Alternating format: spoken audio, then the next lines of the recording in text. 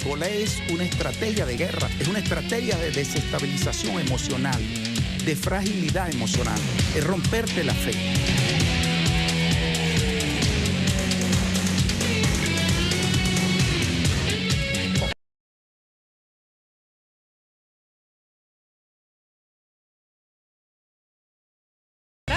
Para decirle afuera, nada, están vacíos. Bueno, Venezuela no es ajena y ya sabe de qué se trata este tipo de situaciones. Estamos hablando de la guerra económica que se combina también con otras situaciones que en realidad contribuyen y forman una cadena de factores para provocar lo que ya se había dicho, el cambio de gobierno aquí en este país. No solo cambio de gobierno, también un cambio de modelo. Vamos a ver en qué consiste esta campaña de desestabilización. Hay un gráfico que le queremos mostrar a continuación donde habla de que este tipo de episodios ya se ha vivido en otras ocasiones y se combina con otras circunstancias. Ahí está. Es una información que nos proporcionó nuestra colaboradora de aquí de Telesur, Ana Teresa Pérez, y viene y se denomina así, la fórmula histórica para la desestabilización. ¿De qué se trata? Allí los tiene usted del lado izquierdo. ¿Cómo empieza este tipo o a montarse este tipo de guerra económica? Comienza con eso, movilizaciones, contenidos en medios, fallas en servicios vitales, fallas en el transporte, medios y estrategias, y luego avanza hacia ese círculo donde habla de los mismos conceptos: desabasto, inseguridad, escasez, etcétera. Y se combina todo eso en el tiempo, a lo largo del tiempo. ¿Y a qué lleva? A la siguiente fase de esa fórmula de desestabilización.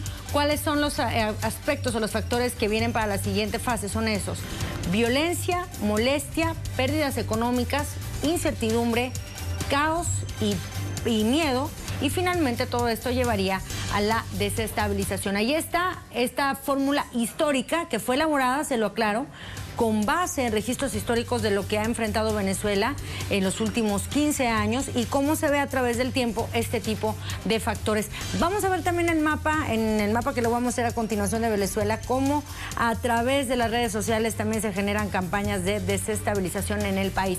Ahí lo tiene también y están ahí mostrados cómo en Twitter, en la red social de Twitter, se habla de los conceptos que vienen ahí en amarillo: acaparamiento, especulación, escasez de alimentos, guerra mediática, entre otros. Y todos estos, o lo que se encuentra en las redes sociales y se viene difundiendo, por supuesto, se ubica donde se encuentra la mayoría de la población de Venezuela. Es así como se crean estas matrices de opinión que finalmente salen a nivel internacional.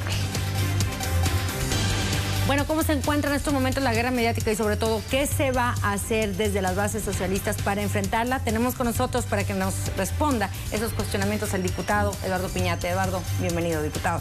Muchas gracias, buenos días. Un saludo a todas y todos. Bueno, estábamos viendo ahora que vemos las fórmulas históricas para la desestabilización. Hablemos de la salida 2 de este proyecto o de esta segunda fase del golpe que ya viene desde el año pasado. ¿Cómo lo están viendo o percibiendo ustedes, diputado? ¿Los están viendo más sofisticados? ¿Vienen más agresivos que el año pasado? ¿En qué fase consideran que va?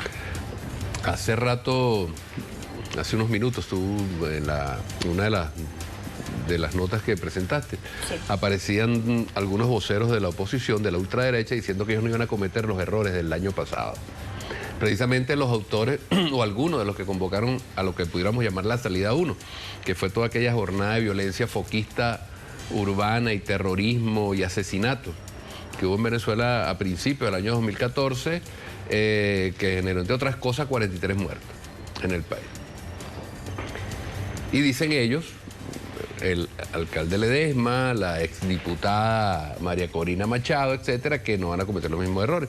Y efectivamente, yo creo que este año comenzaron, luego de las derrotas que sufrieron el año pasado, efectivamente el año pasado tuvieron, con el tema de la guerra económica, pusieron al país en una situación difícil. No obstante, nosotros garantizamos la paz, garantizamos la estabilidad, garantizamos unas navidades para nuestro pueblo felices, que le llegara todo el suministro alimentario, y además de eso, reafirmando los poderes públicos, lo cual fue una victoria.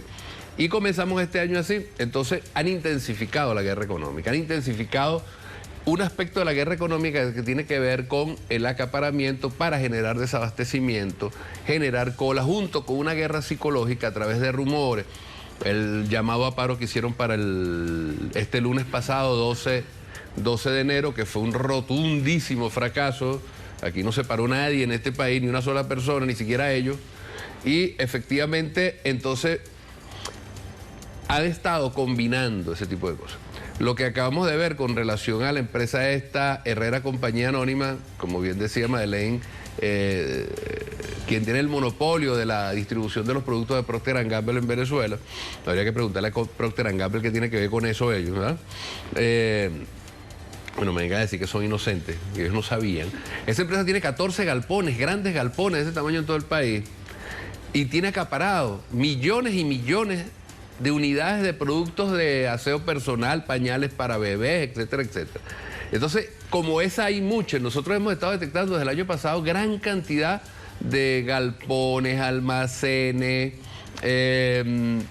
bodegas, etcétera, donde almacenes y acaparan productos con dos intenciones. Por una parte, contribuir a la elevación de los precios y por supuesto incrementar la tasa de ganancia de los sectores de la burguesía que es dueña de eso, y por otro lado generar desabastecimiento, llamarlo escasez, culpar al gobierno y entonces también obtener un dividendo político. Entonces es un tremendo negocio, obtengo dividendos económicos y dividendos políticos en función del derrocamiento del gobierno de Nicolás Maduro y la destrucción de la revolución bolivariana. En eso se están moviendo, no descartan, por supuesto, la violencia.